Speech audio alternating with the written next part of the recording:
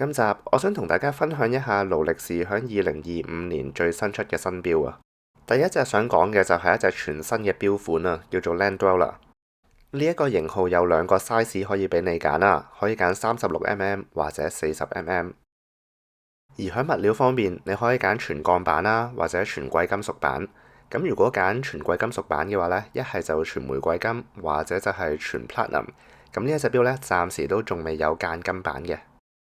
有一點都要留意啊，雖然我頭先講過話呢一隻錶有隻全鋼板啦，但係嗰個9瓦圈嘅 bezel 呢，其實係用貴金屬 white gold 嚟到整嘅，所以 Land Dweller 呢一隻錶呢，就同 Datejust 有少少唔同，因為 Datejust 咧真係可以揀全鋼板，因為你可以揀個光圈啦，而光圈呢係用不鏽鋼嚟到整嘅。至於價位方面，鋼版嘅36mm Land Dweller 向英國嘅公價呢，就賣緊12,250英鎊。而呢個價位呢，就同黃金加鋼嘅珠帶9瓦圈 Datejust 36係一模一樣嘅。但係對比起鋼嘅9瓦圈加珠帶 Datejust 36嚟講嘅話呢，呢一隻36mm嘅 Land Dweller 就貴成50% 咁多。隻 Land Dweller 就用咗一個 Integrated Bracelet 嘅設計啦，咁個感覺就有少少似勞力士以前出 Oyster Quartz 嗰隻石英錶。至於錶帶方面，勞力士就叫呢一條新嘅錶帶做 Flat Jubilee 啦，即係扁嘅珠帶。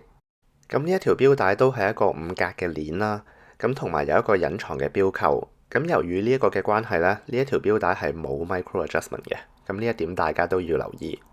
至於向機芯方面，勞力士就用咗個全新嘅7135機芯，咁佢係加咗好多唔同新嘅 technology 落去嚟到研製嘅。咁呢啲 technical details 咧都唔同大家多講啦。最主要嚟講啦，支秒針係會行得順暢啲啦，個防磁功能係會提高咗，同埋個機芯咧係 more energy efficient 嘅。而我最中意嘅地方咧就係呢一隻錶係用咗一個透底嘅設計，咁我就可以欣賞佢個機芯。至於響錶面方面，勞力士就用咗一個佢哋叫做 honeycomb motif 嘅設計啦。咁就 depending on 你揀嗰隻錶係咩物料，就會襯翻一個唔同顏色嘅錶面俾你嘅。另外，你會留意到支時分秒針咧都係新嘅，因為響其他勞力士款係暫時未有。而個6字同埋個9字咧都係開咗窿嘅，咁所以係同 Explorer 係有少少唔同。講到呢度，我都想同大家介紹下呢一條片嘅贊助商 Smith & Rowe 出嘅錶盒啊。Smith & Rowe 係一間英國嘅公司啦，佢哋出咗好多唔同種類嘅真皮 watch roll 同埋錶盒俾大家選擇啊。咁無論你係有一隻錶、兩隻錶定係3隻錶呢，佢仲有一個 product 係啱你用嘅。我自己就特別中意呢一個 Tiffany Blue 顏色裝到一隻錶嘅錶盒。另外你會見到佢啲 cushion 咧可以收縮到好細啊，咁就算可能我自己呢啲咁嘅比較幼嘅亞洲手型啦，都好啱用。我基本上都用過晒 Smith & Rowe 嘅全部產品啦，我自己就覺得佢哋嘅質素好高啦，同埋價錢亦都好合理。如果大家有興趣購買 Smith & Rowe 嘅產品嘅話呢，可以用我嘅折扣碼 KC15 嚟到攞85折優惠。好，講完 Land Dweller， 而家就同大家講下 Daytona 今年最新出嘅新款。首先講下隻全黃金版先，咁就係講緊一隻全黃金機殼加全黃金錶帶嗰一款啦。勞力士今年就加咗個綠色嘅錶面俾你揀啦，不過呢個錶面呢，就同之前好 hot 嗰隻 John Mayer Daytona 有啲唔同，因為嗰一隻嘅綠色錶面呢，係成個錶面都係綠色嘅，但係今年新出呢個錶面呢，你見到佢 sub-dial 係變咗金色。至於黃金 Oyster Flex 嗰隻 Daytona 呢，勞力士就多咗兩個錶面，咁就有 Tiffany Blue 啦，同埋有一個隕石面嘅。好，而家講下 White Gold 嗰隻 Daytona 咯，咁就講下機殼加錶帶都係全貴金屬嗰款先啦。咁你就會見到呢，勞力士係多咗個藍面俾你揀嘅。不過呢一隻錶就真係好似冇乜新意啊，因為以我印象中呢，勞力士之前已經係出過一隻 White Gold 加藍面嘅 Daytona， 而乍眼睇落去呢，都唔覺得兩隻錶有啲咩咁大嘅分別。另外 White Gold Oyster Flex 嗰隻 Daytona 呢，都多咗一個新嘅錶面啦，就係個隕石錶面。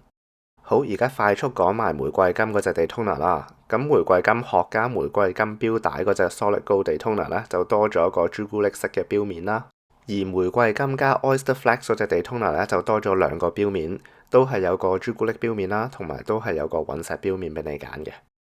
By the way， 我個 Instagram 而家向住6000 follower 進發啦。如果大家係中意睇多啲手錶嘅資訊啊，同埋睇多啲靚相嘅話呢，記得 follow 埋我 IG @KCTimeshare。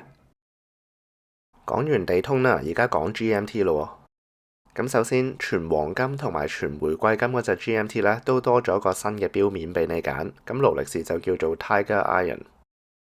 至於全貴金屬 White Gold 嗰隻 GMT 咧，勞力士就出咗一隻新嘅雪碧啦。咁亦都係左手版嘅 GMT，有6黑圈啦。但佢個錶面咧就同鋼板嗰隻有啲唔同啊，因為鋼板係用一個黑色嘅錶面啦，而呢一隻全 White Gold 嘅錶款咧就係用咗個綠色嘅錶面。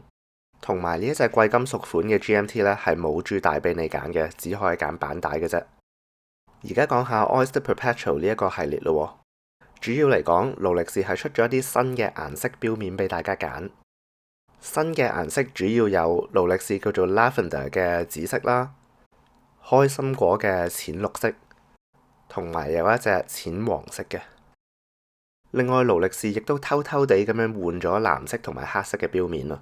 咁點解我會話偷偷地呢？就係因為喺勞力士2025年嗰啲 marketing material 呢，佢淨係喺度 promote 紫色啊、淺綠色啊同埋淺黃色個錶面，但係佢就冇乜點樣特別 promote 藍色同埋黑色嘅。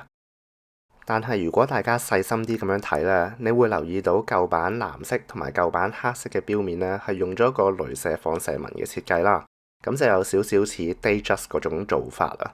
但係如果你而家去勞力士嘅官網度睇 OP 嗰啲藍色同埋黑色嘅錶面咧，你會見到佢係轉咗做瀝架面啊。所以由於呢個嘅關係啦，勞力士今年咧其實係偷偷地咁樣停產咗鐳射放射紋藍色同埋鐳射放射紋黑色嘅 OP。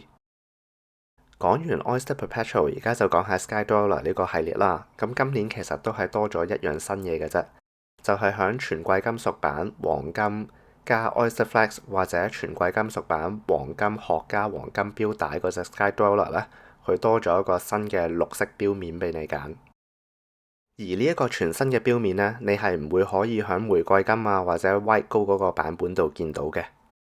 之後要講埋1908呢一個系列啦。咁最主要嚟講呢，係喺全黃金嗰隻錶款入邊多咗一條全黃金嘅7格帶。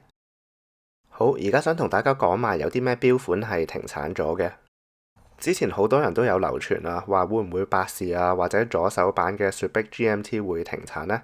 今年呢都好似仲喺度喎。亦都有流傳話藍面嗰隻 Tiffany Blue Oyster Perpetual 會停產，但係我暫時咧都仲喺勞力士嘅官網係見到嘅。不過 Oyster Perpetual Celebration Dial 即係嗰個波波慶典面呢，而家就真係唔見咗啦。咁所以呢一款呢已經係停產咗啦。同埋頭先都有同大家講過啦，鐳射放射紋嗰隻藍面同埋鐳射放射紋嗰隻黑面 Oyster Perpetual 呢，亦都係偷偷地咁樣俾勞力士停產咗。唔知大家對勞力士今年出嘅新錶有啲咩睇法呢？記得喺留言區度同大家分享下。咁遲啲再傾。